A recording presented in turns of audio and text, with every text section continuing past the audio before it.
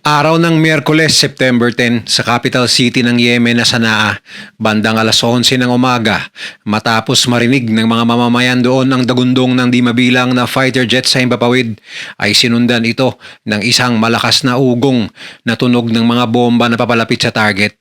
At maya-maya lamang ay isang malaking pagsabog ang namataan ng mga tao roon, kasabayang pag-usbong ng mataas at maitim na usok na ibig sabihin ay may tinamaang gusali sa kabisera ng Yemen mula sa aerial bombardment ng Israel bilang sagot sa 3 missiles na pinakawalan ng Houthis at ang pagtama ng Houthi drone sa Ramon International Airport sa probinsya ng Israel na naging sanhi ng pagkaantala ng mga biyahe sa naturang paliparan. Ayon sa pamunuan ng Israeli Defense Forces o IDF, umpisa pa lang ito ng resback nila sa mortal na kaaway na Houthis na hanggang ngayon ay patuloy pa rin sa pananarget sa kanila simula pa noong 2023 nang mag-umpisa ang gera ng Israel at Hamas sa Gaza. Ngunit sa kabilang banda ay ayaw rin patalo ng Houthis at gumawa rin ng sarili nilang pag-atake papasok ng Israel. Ano ang tinamaan ng Israel sa pananarget nilang ito? Paano nila isinagawa ang operasyon? Bakit hirap ang Israel na talunin ng Houthis? At ano naman kaya ang magiging sagot ng Houthis sa ginawang pambobomba ng Israel? Bakit biglang nagtatago na ang matataas na opisyal ng Houthis at nilisan ang Sanaa na kapital ng Yemen? Yan ang pag-uusapan natin ngayon dito lang sa Mr. Good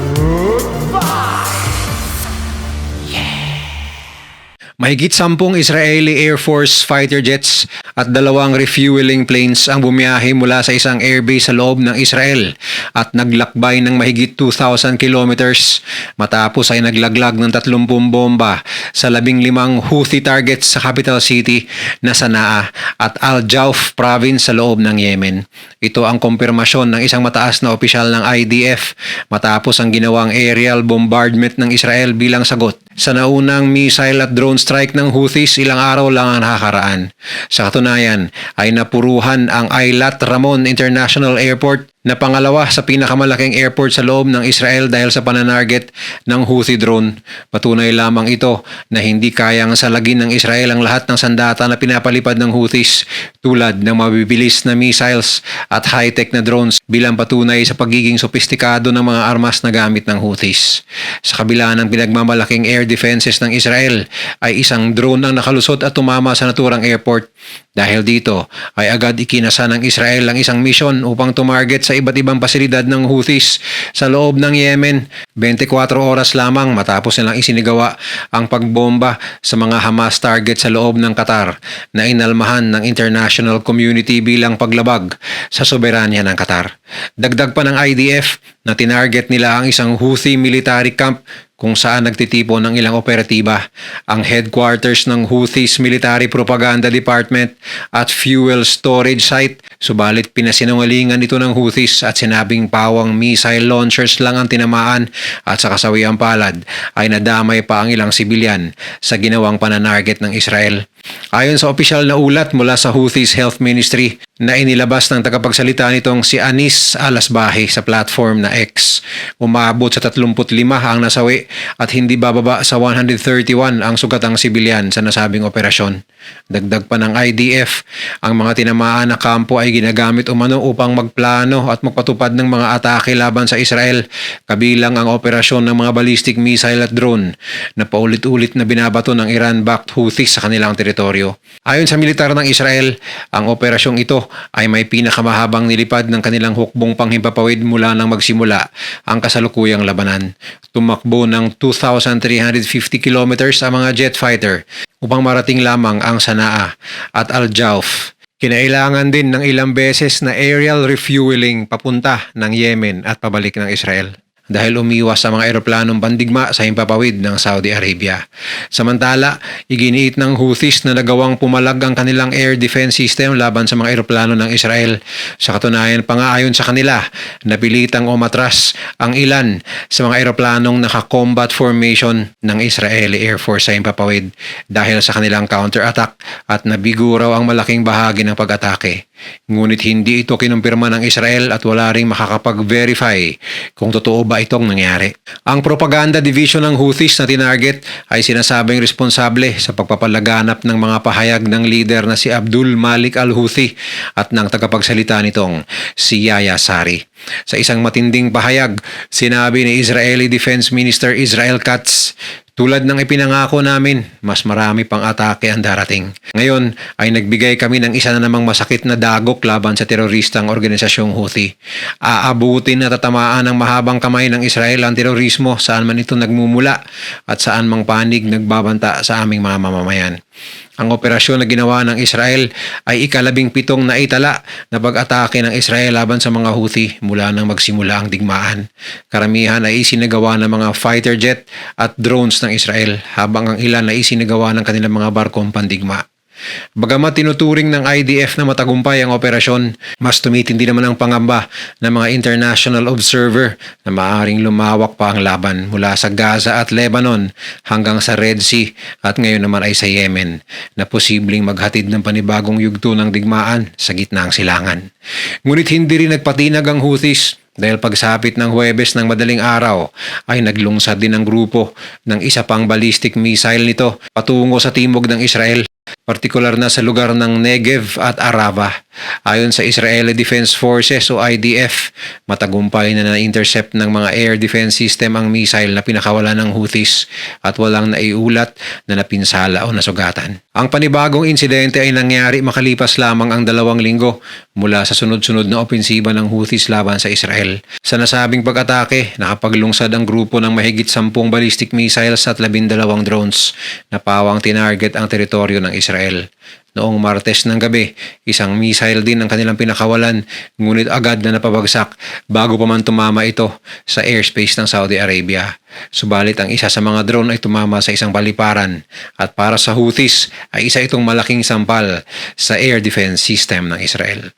Matatandaang noong August 28 nitong taon, isang malawakang airstrike ng Israel sa Yemen ang pumatay sa Prime Minister ng pamahalaang Houthi kasama ang hindi bababa sa 11 pang mga ministro. Isang dagok na yumanig sa struktura ng pamumuno ng rebelding grupo. Ito ang isa sa mga pinakamabigat na dagok na naitala ng Israel mula nang simula ng kanilang mga opensiba laban sa mga kaalyadong puwersa ng Iran. Kilala ang Houthis hindi lamang sa kanilang lakas militar, kundi pati na rin sa kanilang ideological na panawagan. Bitbit nila ang slogan na kamatayan sa Amerika, kamatayan sa Israel, sumpa sa mga Hudyo, isang malinaw na pahayag ng kanilang matinding puot at layuning puksain ang impluwensya ng kanluran at mga kaalyado nito sa rehiyon.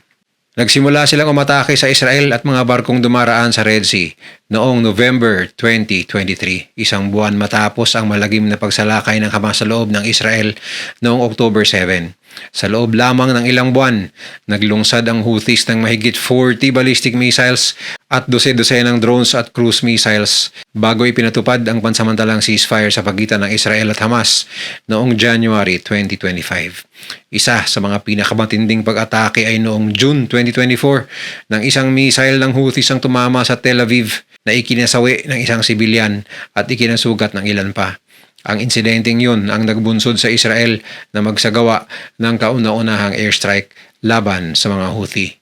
Ngunit nang muling magpatuloy ang opensiba ng IDF laban sa Hamas sa Gaza nitong March 18, 2025, muling bumalik sa agresibong aksyon ng Houthis. Mula noon, nakapagpakawala na sila ng 82 ballistic missiles at hindi bababa sa 35 drones laban sa Israel. Ilang missiles ang bumagsak bago pa man makarating sa target, subalit marami rin ang naging banta na kinailangan ng matinding depensa ng Israel. Pero sa kabila nito ay maraming Middle East expert ang naniniwala na kumpara sa ibang grupo tulad ng Hamas at Hezbollah ay mas mahirap na kalaban ng Israel ang Houthis.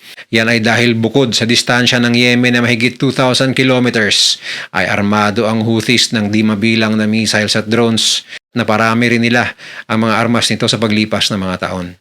Sa tulong ng Iran, naging mas lalong makapangyarihan ang mga Houthi. Sila ay nabigyan ng sopistikadong sandata, kabilang ang mga ballistic at cruise missile at unmanned aerial vehicles bukod pa sa pagsasanay militar, intelihensya at technical na suporta. Dahil dito, mula sa isang lokal na milisyang grupo ay naging pandaigdigang banta, partikular sa kalayaan ng paglalayag sa Red Sea ang mga Houthi, isa sa pinakamahalagang rutang pangkalakalan sa mundo.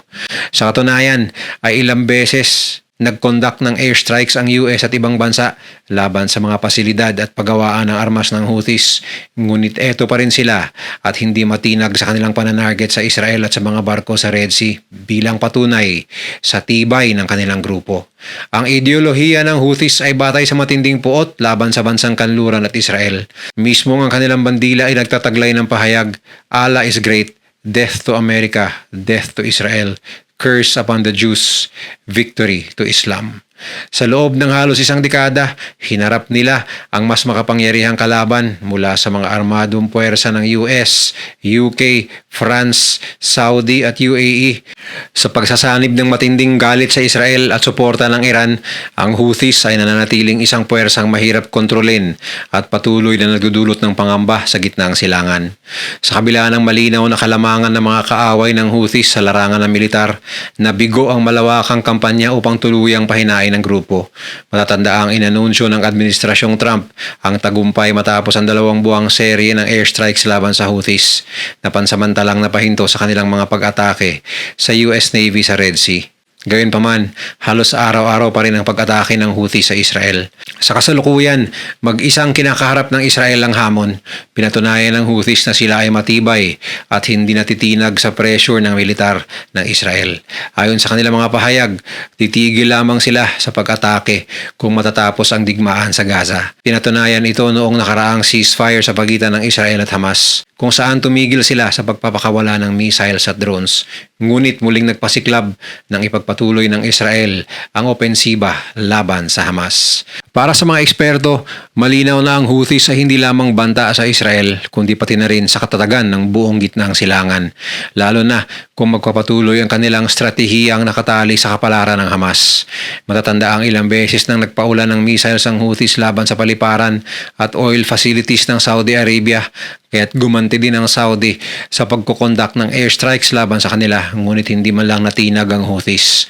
Noong 2022 ay inatake rin nila ang paliparan ng Abu Dhabi sa UAE gamit ang mga drone at missiles, kung saan 3 sibilyan ang namatay at ilan pa ang nasugatan. Patunay lamang ito na hindi lamang Israel ang kalaban ng Houthis sa gitnang silangan.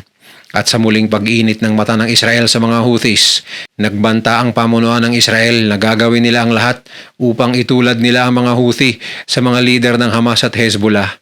Kaugnay nito ay ipinagyabang ni Defense Minister Israel Katz na nagsisipagtakas na umano ang mga natitirang lider ng grupong Houthi mula sa kabisera ng Yemen na Sanaa, matapos ang tagumpay na pag-atake ng Israel na ikinamatay ni Prime Minister Ahmed al-Rahawi at ilang matataas na opisyal ng nasabing organisasyon. Sa isang pahayag sa X, sinabi ni Katz, ang natitirang pamunuan ng Houthi ay nagtatakbuhan mula sa Sanaa. Tulad ng lahat ng pinuno ng mga ekstremistang terorista, inuuna nila ang kanilang kaligtasan at iniwan ng mga sibilyan. Dagdag pa niya, ganito rin umano ang ginagawa ng pamunuan ng Hamas na nakabase sa Qatar. Batay sa ulat ng isang pahayagan sa Saudi Arabia na Asharq al-Awsat, lubhang nagkakagulo at nababalot ng takot ang pamunuan ng Houthi matapos mapuruhan ng Israel ang kanilang Prime Minister. Mariing inutusan ng mga lider ang kanilang mga kasapi na huwag gumamit ng mga gusali ng gobyerno o magtipon sa pampublikong lugar dahil sa banta ng panibagong airstrike ng Israel. Ang mismong operasyon noong August 28 ay tinarget ang isang lihim na pagpupulong ng mga pangunahing lider ng gobyerno at militar ng Houthi. Isinagawa ito matapos ang ilang linggong masusing paniniktik at paghahanda na kinasangkutan ng mahigit 200 operatiba ng Mossad at mga intelligence unit ng IDF gaya ng 8200, 9900 at 504 units. Nakatulong din ang mga kinatawan mula US Central Command ayon pa sa isang ulat, bagamat walang kumpirmasyon ng Amerika ukol rito. Ayon sa ulat ng Wall Street Journal, ilang oras bago ang pagpupulong ay natukoy ng Israeli intelligence ang eksaktong lugar at oras ng pagtitipon, isang villa sa isang residential na lugar ng Sanaa. Agad itong inaprubahan ng IDF Chief of Staff Lieutenant General Eyal Zamir at ng pamunuan ng politika ng Israel ang pag-atake gamit ang mga fighter plane ng Israeli Air Force. Dagdag pa sa ulat, ilang leader ng Houthi ang nagsilikas patungong kanayunan sa Hilagang Yemen habang dinala nila ang kanilang mga pamilya sa mas ligtas na mga lokasyon.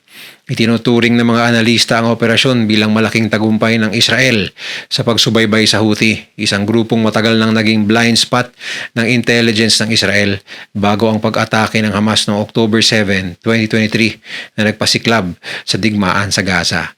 Patapos ang 12 araw na gera ng Israel at Iran nitong Hunyo, nagtatag ang IDF ng bagong unit ng intelligence na nakatutok lamang sa mga Houthi. Isang patunay na palalalimin pa ng Israel ang kampanya laban sa grupong suportado ng Iran. Bukod sa Houthis ay nahaharap ang Israel ngayon sa isang kontrobersya sa pananarget nila sa mga Hamas peace talk negotiator na nagpupulong sa capital city ng Qatar na Doha. Marami ng mga bansa ang kumukundina sa Israel tulad ng UK, France, Japan, mga bansa sa Middle East tulad ng Saudi at UAE at syempre ang Qatar. Subalit sa kabila nito ay hindi pa rin natitinag si Israeli Prime Minister Benjamin Netanyahu at nagbigay pa nga ng warning sa Qatar na tigilan na umano ng Qatar ang pagkakanlong sa mga teroristang grupo at palabasin na ang mga ito sa kanilang bansa. Kung hindi, sila mismo ang gagawa at ilalagay ng Israel sa sarili nilang mga kamay ang pagtitil ng buhay ng mga ito sa ayaw at gusto ng Qatar at handa silang ulitin ito maging ito man ay sa loob pa rin ng bansang Qatar. Tinawag ni Netanyahu ang ibang bansa na mga ipokrito dahil nagdiwang ito nung napatay ng Amerika si Bin Laden, subalit tinuligsa sila nung pinatay nila ang mga lider ng Hamas. Muli ay ating abangan ng mga susunod na kaganapan ng sigalot ng Israel at Houthis sa mga susunod na araw na ating tatalakayin sa susunod na video.